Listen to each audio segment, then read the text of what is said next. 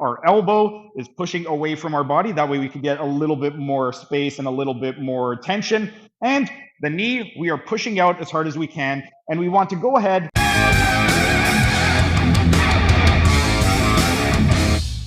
and while we are resting, let's continue with our spinal decompression exercises. And right now, I'm going to be demonstrating the C1-C2 ELDOA. With regard to the C1-C2 ELDOA, it's going to be very similar to the C0-C1. And for this one right over here, this is meant to create space between the atlas and the axis. If you have any type of compression at the C1 or C2 nerve roots, those are going to be responsible for neck flexion. So if you're very limited in neck flexion, it can be due to compression at the C1, C2 nerve roots. With regard to the actual nerve, the nerve that we're going to be targeting is the greater occipital nerve. And with regard to this nerve, when it is compressed, you may experience weakness in the longus colli, the sternocleidomastoid, and the rectus capitis. Some other implications that you may notice, you may experience some occipital neuralgia, and also you may experience some pain in the scalp.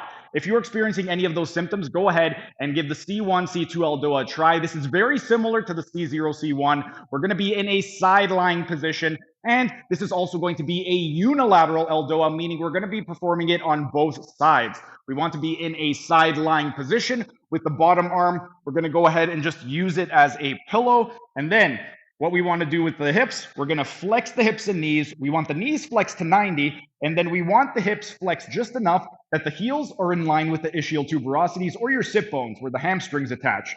From this position over here, what we want to do is make sure that our pelvis is nice and neutral. We want to go into retroversion or a posterior pelvic tilt. We want a flat lumbar spine, a flat thoracic spine, and everything's pushing in opposite ends. So our sacrum or our coccyx is going to be pushing away from our body. The crown of our head is pushing in the opposite direction. With the top leg, we want to go into a combination of flexion, abduction, and lateral rotation by taking the heel just in front of the bottom leg, and we want to press out as much as possible.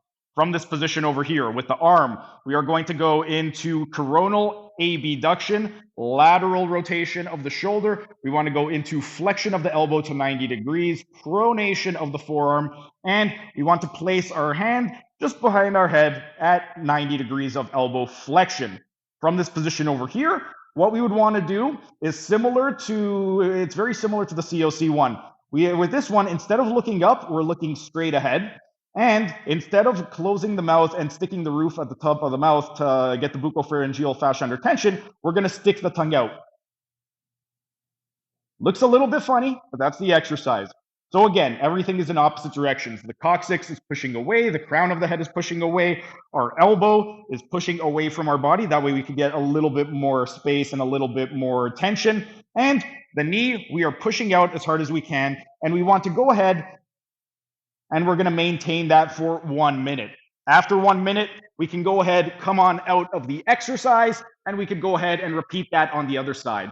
If you have any type of issues with regard to weakness in any of those muscles that I mentioned, or occipital neuralgia or scalp pain, go ahead and give the C1-C2 ELDOA a try. During the next rest period, I'm going to be taking you through the C2-C3 ELDOA. But for right now, our rest period is up. It is time for set number 3.